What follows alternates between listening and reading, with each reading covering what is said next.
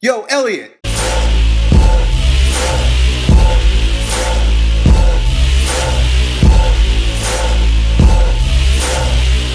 got a great question from our buddy Sauce Boss. He's 16 years old, he plays hockey, he doesn't drink, he doesn't smoke, he doesn't party, but he's starting to grow resentful to the kids that do, because it seems like on the weekends, the kids that are drinking and smoking and partying are having a great time while he thinks that he's doing the right thing by focusing on his goals and his athletic performance and not going out to party and drink. But at the same time, I say he's growing resentful because I can tell by his language. But at the same time, he's jealous. You're jealous, that's really what it is. And I totally get it, because they're having a great fucking time. They're going out, they're drinking, they're partying, they're getting laid, they're doing all the fun things that a 16-year-old by law shouldn't do, but wants to do, right? They're just letting loose and they're having a quote-unquote great time, because I'm going to use that quote strategically because it depends on your definition of a great time. But the very first thing that I want to bring to your attention is that this gets worse as you get older.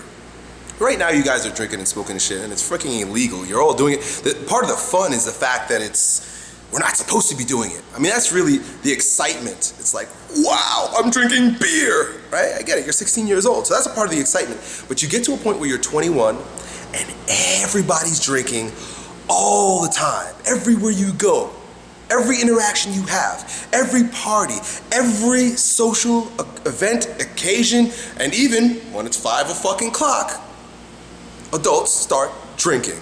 And I use that, it's a broad generality, but essentially, when you become an adult, it becomes 10 times worse because it's legal, and everybody all the time is drinking, and every excuse that we can have to party, we take. And I say we because I'm an adult, and I participate the same way.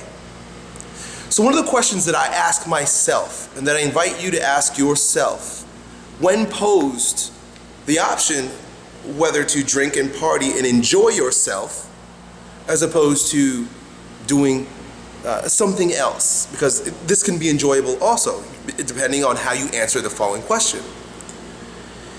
Is this contributing to the strongest version of myself that I hold in my mind?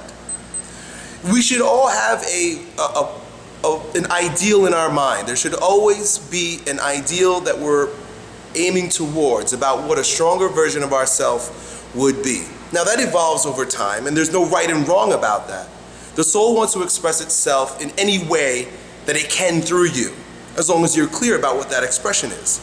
And the things that we engage in either bring us closer to that idealized version of ourselves or move us farther from it. And we're always creating who we're going to become. So by going out and drinking and partying, it's not a right or wrong thing.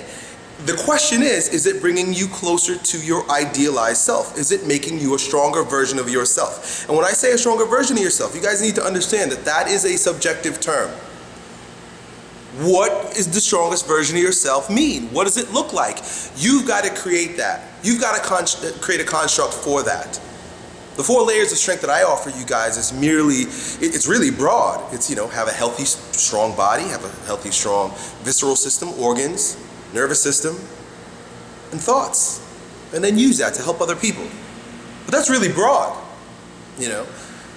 Drinking, smoking probably won't contribute to that, but then again, who am I to say what's right or wrong? These are just Elliot Hulse's ideas. So before I go any further and continue to rant, I want you to consider, what does the strongest version of you look like? And am I creating that through these actions, or am I moving myself further away from that? I approach this all the time. I have to deal with this all the time. I make a lot of decisions that aren't creating a stronger version of myself very often. And I have to stop, and I have to consider, and I have to contemplate, and I have to ask myself, and I've got to restructure my behavior and the choices that I make to fulfill that self-actualized or idealized stronger version of myself. So I sat for a while considering your question, because this is a question that I have to ask myself. It's a question that I deal with quite often. In fact, it's a question that I'm dealing with right now. What does that stronger version of myself now look like? Because it always evolves. And am I making choices that contribute to getting me closer to it? Whatever you choose, it's creating you. And you have to ask yourself, am I creating what I want to be? Yo, Elliot,